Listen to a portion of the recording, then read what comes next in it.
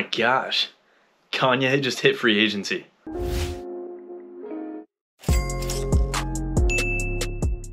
Adidas has finally and officially cut all ties with Kanye West. They've had their scuffles over the past few months, all starting with Kanye accusing Adidas of stealing his designs and selling them as their own. Adidas stock prices have been steadily dropping, and after the announcement of cutting ties with Kanye, Adidas stock prices are about to plummet even harder. Adidas estimates that they're going to lose over $200 million just in Q4 of this year. Once those earnings are reported, those stock prices are going to crash. That chunk of change accounts for over 10% of Adidas's total revenue. Adidas is not the only company that's cut ties with Ye in the past several months. Gap is out. Balenciaga, out. JP Morgan and some other banks are out. They won't even let him bank there. The talent agency of the name CAA cut ties. You may have seen the photo in the headline of Kanye walking across a runway at a fashion show. Unwarranted. Sure, his behavior has been crazy lately. He's kind of becoming the Antonio Brown of the music industry and the fashion industry. And his mouth really got him in trouble, especially after he started making prejudiced comments, whether that be in interviews or on his social media. I'm all about free speech, but there comes a point in time where you really just have to keep some of your opinions to yourself. You can only act out and be so cocky and not have any repercussions because of it.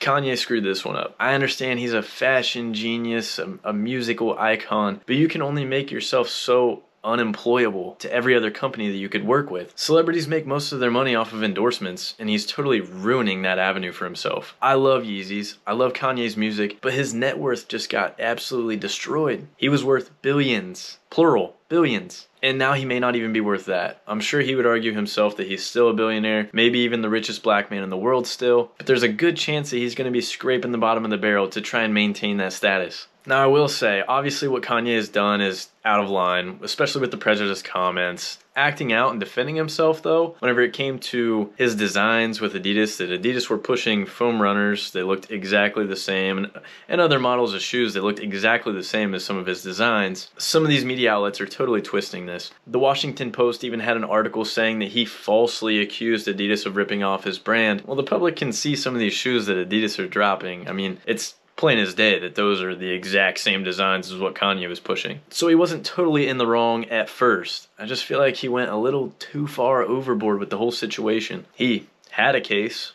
Definitely not now. It's blown at this point. All of this raises a huge question. What happens to Yeezys now? There's talks that Adidas believes that they still own the right to Yeezys, at least the design, and there's a possibility that they may keep pushing a similar design on the shelves. Then there's the possibility that Kanye may do something like this on his own. Who knows? I don't see Kanye doing the same of the old stuff. He's never been like that. He's an innovator, so I don't think that we have to worry about him making similar silhouettes as to what he released with Adidas. But I can see Adidas take the whole, if it ain't broke, don't fix it, using that boost technology and producing something similar to the Yeezy 350. Now, if they keep that model limited and they keep pushing it out and it looks almost exactly the same, I believe that they're still going to have some value, with or without Kanye. But the key there is they have to keep them limited. Yeezys were already being produced more and more, and it was kind of crushing the value. The sneaker market's changed quite a bit in the past few years, so I really believe it's all going to boil down to who produces what and when and how much of it. Otherwise, if we don't see another Yeezy 350 or anything